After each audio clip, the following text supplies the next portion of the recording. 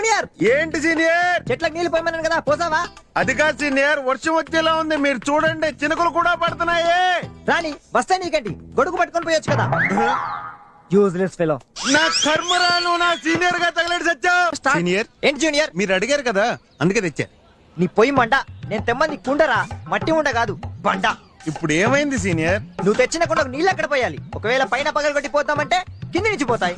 Non sense.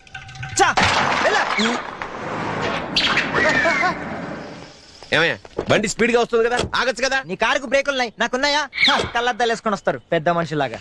Mental గళ్ళ ఉన్నాడే. అన్నా, మన దేశం ఎందుకు వెనుకబడిందో ఇప్పుడు తెలిసిందన్నా నాకు. నీకు నీ గురించే సరిగా తెలీదు, దేశం గురించి ఏం తెలిసిందిరా? అక్కడ చూడన్నా, ఏం లేదే. ఒక్క తాడు తీసుకెళ్ళడానికి 2 వ్యాన్లు అవసరమా?